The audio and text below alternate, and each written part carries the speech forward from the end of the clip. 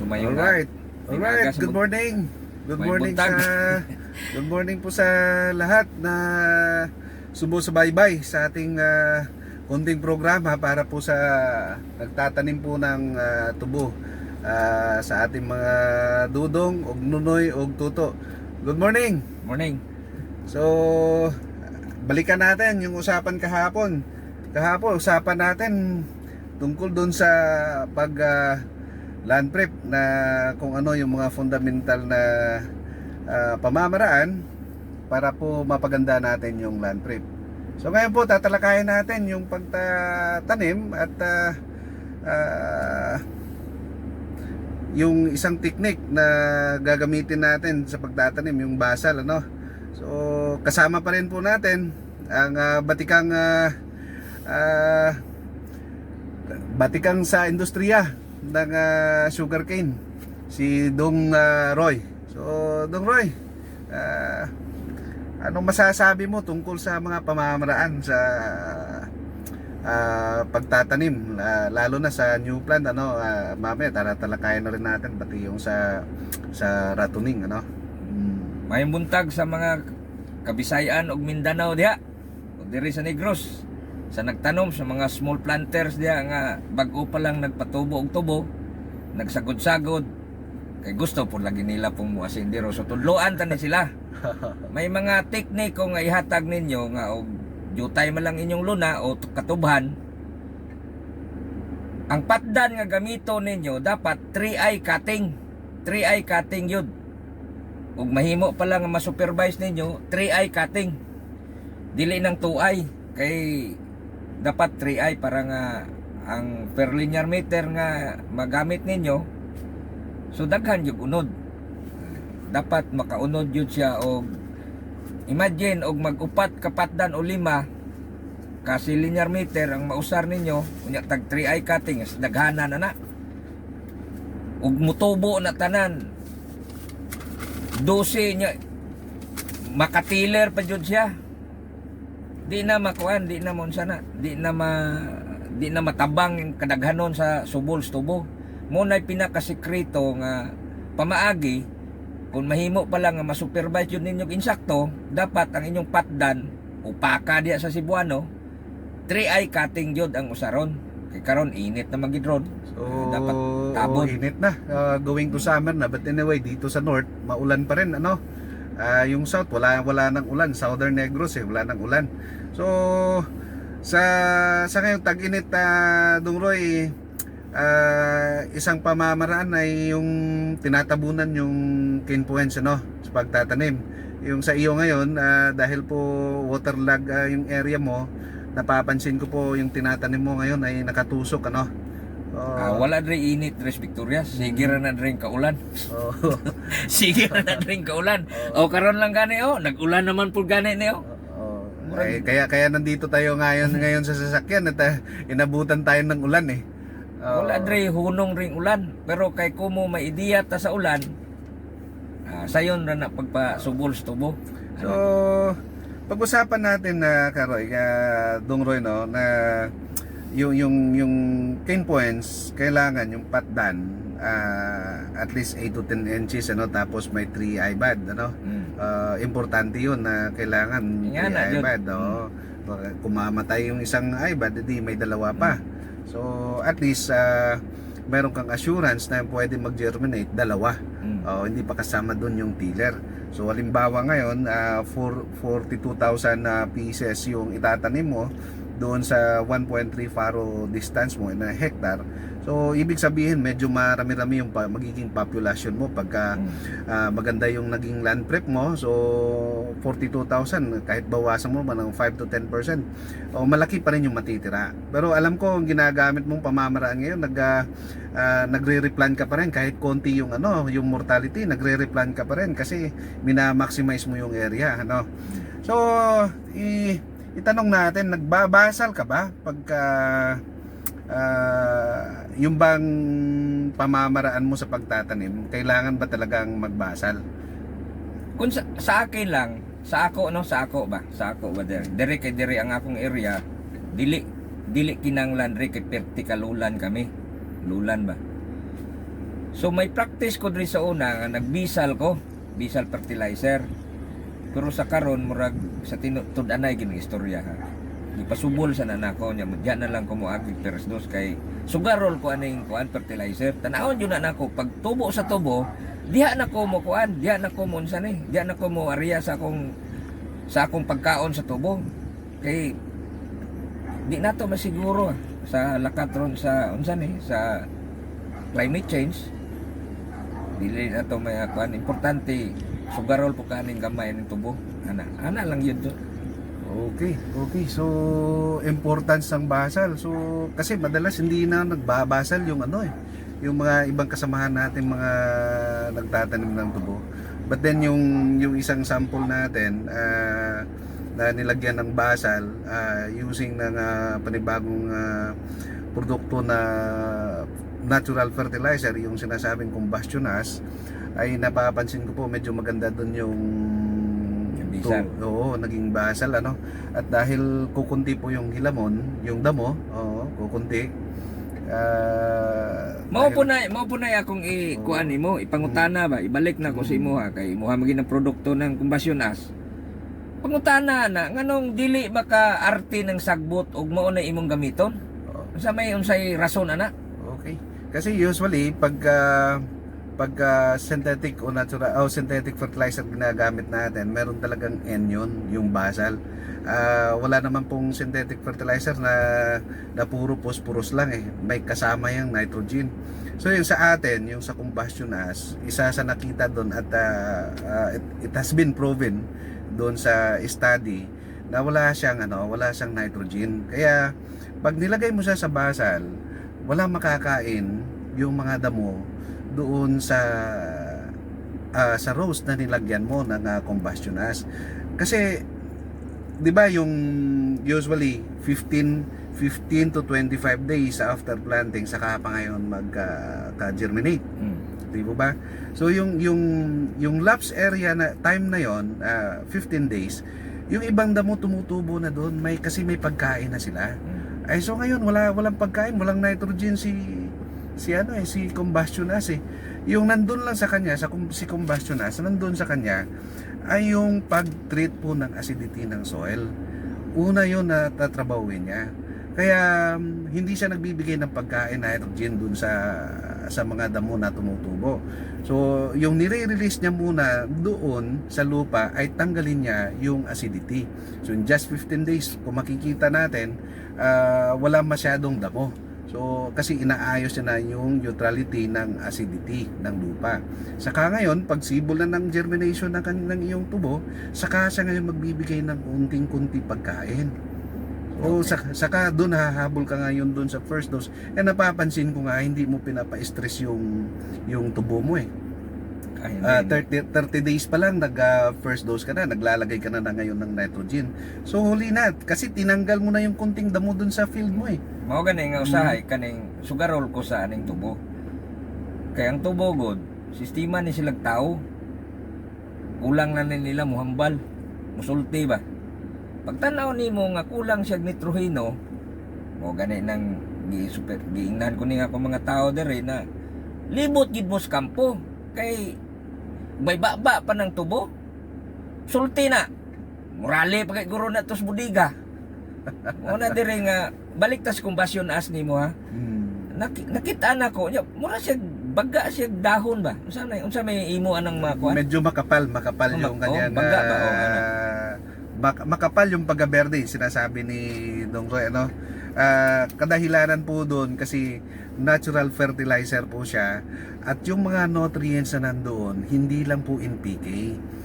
Yung pinag-uusapan natin doon kasi usually NPK lang tayo, nitrogen, phosphorus at saka potassium. Kaya nito si combustion ash ay may kakaibang laman na sa loob ng isang sako niya Napasama doon yung calcium, magnesium, iron, manganese, zinc, boron, silica at yung sinasabi ko na micronutrients na yan ay hindi lang po ppm doon nakalagay kundi percentage po. So meaning pag percentage po marami po yung napaloob doon sa isang sako natin. Kaya kahit kukunti lang nilalagay mo, let's say for example yung ginawa natin is just only 4 bags na combustion ash na ginawa nating basal. So kung titingnan mo ngayon, kahit naglagay ka lang ng 3 bags sa nitrogen during your first dose, kung makikita mo talaga, maganda yung blooming niya, maganda yung grow niya. Kasi itong mga micronutrients na nandun ay tumutulong na doon. Tumutulong sa NPK na maihatid doon sa tubo mismo, doon sa dahon. Which is bodega, kaya nga sinasabi mo, ay pagka ganito kakapal yung dahon, bodega to ng asukal eh. Okay. Di po ba? So yun ang isang kagandahan doon na nakita ko. Kasi pag kino-compare natin dalawa, tuwing umiikot tayo doon sa farm mo, ay nakikita mo na yung mga synthetic fertilizer, maganda, berde nga siya, pero manipis tingnan, kahit hawakan mo, manipis yung dahon. Unlike with combustion ash, makapal talaga siya. Kaya pwede niya masustain yung kahit 6 bags na nilagay mo na combustion ash, pwede niya masustain hanggang sa malapit na siya ma-ripe. Kahit siguro ay nakikita, napapansin ko rin kahit 6 bags lang na urea, enough na siya eh. So wala pa tayong nilalagay doon na iba. So kagandahan doon sa basal na gagamitin natin na combustion ash, kasi sa una wala siyang nitrogen na nilalagay. Kasi yung mga synthetic fertilizer natin nilalagay, nagkakaroon ng nitrogen.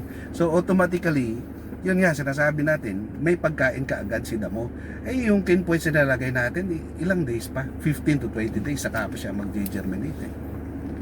Isa yun sa napapansin natin na maaring makakatulong po siya para maibsan yung mortality. Kung napapansin mo, Dong Roy, yung mortality mo doon sa field na nilagyan natin ng combustion ash, maliit lang yung percentage. Pero tanaw na to pagka 90 days na niya. Tanaw na to kay karon sobra pa man siyang mga sa mga 65 days ron siya.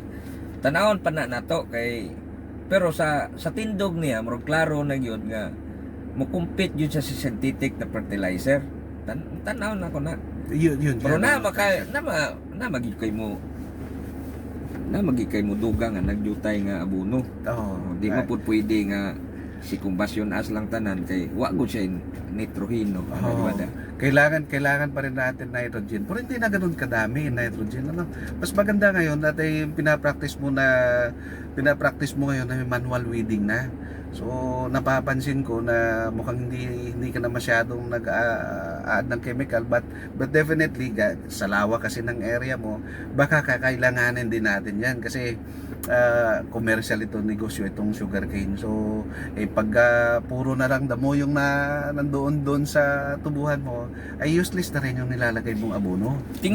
Ako yun ang tinguhaan nga mahimo pa lang makontrol na ko pagi sa manual weeding, di ko mo gamit og chemical kay dako yung kayong diferensya ko ning chemical fertilizer herbicide. Kung tanaw na ko ba makadaot yun sa tanom nyo, grabing stress niya na, pero magud tay mahimo aning kalapad po ni sa atong katubhan nya. Ang mga tao ron dere puro sa mga putanan bright, di naman po maubras kampo, mapugos yung kag herbicide yun na gamit. Pero tinguhaan lang yun nako nga makuhan gid ba, ma-practice yun na nato nga kuhaon na tong tubo para kuhaon na tong sagbot, manual weeding ba na. So importante talaga na matanggal talaga yung damo, kasi ilang percent ka ba yung estimated mo na share niya sa tubo pagka naglalagay ka ng dako kay ngano mukuha gud ka og di na nimo makuha ng sagbot. Sistema ran gikuha po na gitaip, gipakaon po na nimong ang kuan, gipakaon po na nimong sagbot diha. Kay himpakaon kang tubo sa tubo, dili nimo makuha og insakto ang sagbot. Amo mo to, usa duha tulo ka sako diha na po na percentage konsumo diyang konsumo. Importante tangtangon gid kuhaon jud, mahimo pag ipagawa ng kuan. Nag-apply ka ng 4 bags, baka mamaya sa kapal ng damo mo yung 1 bag napunta doon sa damo. Bagod ani mao ni siya klarong pagka-istorya og dili na nimo siya, dili gid nimo limpyuhan ang imong luna o imong tubo, di nimo limpyuhan, pila roy presyo sa abono. Diba? Urea karon siguro mga nasa 1.5 o 1.5 to 1.6. So nawad-an abi kag upat ka sako diha. Nawadaan kabig upat ka sako nya presyo ana pila. So, di opat sa ako 6,000. O, 6,000. Ug idugang abito nimo usa ka wedding. Oo. Ana. Kaya nga kung wedding diri ron na ako sa 4-5. Compute ko na nadaan kay di na ta maghisgot sa presyo kay kanigod og sundon-sundon nimong sagbot. Mugamay ra man pud ang imong presyo ana. Dili na ka matamaan sa kuan pero sagdan nimo ning sagbot. Di po nimo tangtangon. So meaning instead na itipid mo yung abono mo, instead na igagastos mo doon sa abono, igagastos mo doon sa pag manual weeding. Oo, diya. Doon mo igagastos. Kasi kung gagastos ka ng 6 bags, 6 to 8 bags na urea nga, ika nga, ay yung 2 bags o 4 bags doon ay napupunta lang sa damo, di sinayang mo lang yung pera mo. Ngayon yung pagmamanual weeding, isa rin ito sa pamamaraan na ma-minimize kasi tinatanggal mo siya eh. Pagka continually na tinatanggal mo yung damo, every crop mo paunti yung damo mo. Ay lalo na gumagamit ka ngayon ng combustion, hindi ka na gumagamit ng mga farmyard manures, ano? So hindi mo na discourage mo na yung ibang bagay, farmyard manure na ilagay mo dun sa tubuhan mo, tapos biglang may sisibol na bagong mga type of weeds, ano? So halos tinatanggal mo na. So every time na ito gagamitin mo, ito yung magiging practice mo, later on mawawala paunti-unti yung damo. So instead na nag 5 weeding ka for first year, 4 weeding ka second year, so siguro mga 3 years after, siguro baka twice ka na lang. Oo, twice na lang. So malaki yung matitipid mo in the long run. Oo. So hindi pa natin napag-usapan dito, kaya sinasabi natin bakit kailangan ibasal si combustion ash. Hindi pa natin napag-usapan ngayon yung national na soil study. Usapan kanina Dong Roy, ano, na merong share o percentage na nakukuha si damo doon sa nilalagay natin na nitrogen fertilizer, no?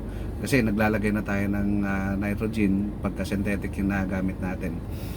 So itong percentage na nakuha ng damo, idagdag pa natin yung national soil analysis na kung saan masyadong rampant na, halos majority ngayon ng soil sa buong Pilipinas ay nasa 4.5 up to 5 yung pH.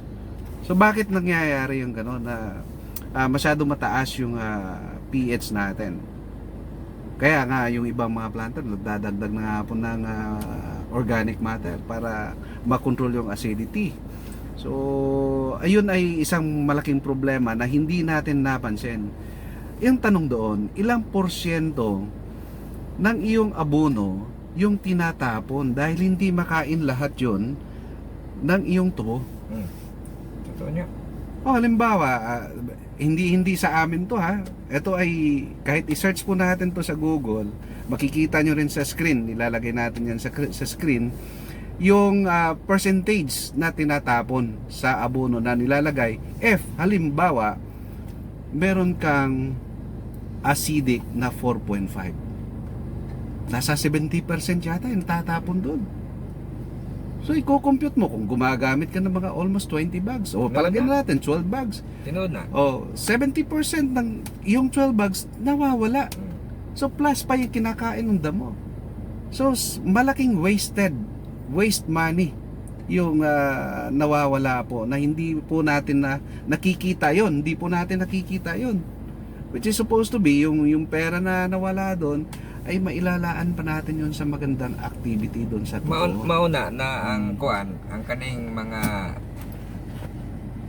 yuta nga pertinad yung kapigado, dili gid sila kakuha og taas na patubas. Di gid sila kakuha kay ngano? Pertinad ng asluma silang yuta niya. Wala po na sila ihibalo kung sao na dapat ang kuan ila yun ang i-condition sa kay kanigong tao sahay pareho ni siya babae ba. Sige ra po nimo paanak po ng imong asawa nya wa po nimo gibutangan po nagbulo nga gikondisyon na imong asawa di sa sige nimo rong anak ug sa tubo pa sige ra na nimong katubhan, wag gini mo gid kondisyon. Pero po nagbabae ba? Tama. Moasas ang babae. Oo. Moasas As- dapat as in, i-kondisyon di- gid nimo. Tan-aw nimo, ipakonsulta na nimo imong imong yuta ug naunsa na na. Tagalog correct dosage of vitamins. Oh, yan na. Oh, yan na. vitamins, Mao na. nutrients. Oh, mao na. Oh. Ang mao nay kuan, mao nay gisulti sa uban ba nga. Sige ra man kunog import ning Pilipinas og kuan o kalamay. Kay dili kasarang ning atong production dere. Pero og mahil ning ingani nga problema sa Correct. kuan Tama ka, Dunggoy. Yun ang tinitingnan natin na halimbawa kung matatanggal natin itong mababang production at mahila natin tong mga kasamahan natin sa industriya na mahila natin pataas yung production nila by using ng mga technology o mag-aral ulit, magtanong. Kami naman kahit yung gobyerno natin tumutulong din naman actually sa mga katanungan, pero tayo po ay tutulong talaga sa katanungan para ma-improve yung production natin. Wag po natin iasa lang lahat doon sa gobyerno yung mga kasagutan ng ating mga tanong at hinaing. Gagawa tayo ng sariling paraan natin para maayos po ito. At medyo gumanda naman po yung harvest natin. Biruin mo, itong napuntahan ko ngayon dito kay Dong Roy ay nasa average sa yata ngayon ng 90 tons per hectare. So kahit bumababa yung presyo ay hindi pa rin masyadong ramdam. Tinuod na.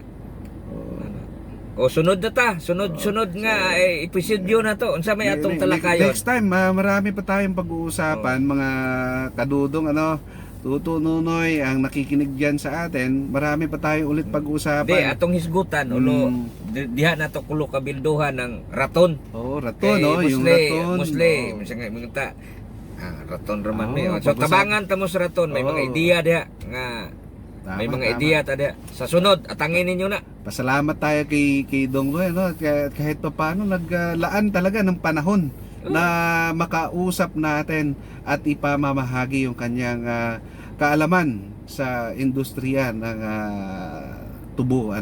So thank you Dong Roy, and thank you din sa mga nakikinig sa atin. Sa hindi po nakapanood pa o gusto mapanood tayo, makikita po kami, may YouTube channel po kami, Dudong sa Katubuhan, hanapin lang po. Salamat. Okay, salamat. Okay, good day. Ayan na.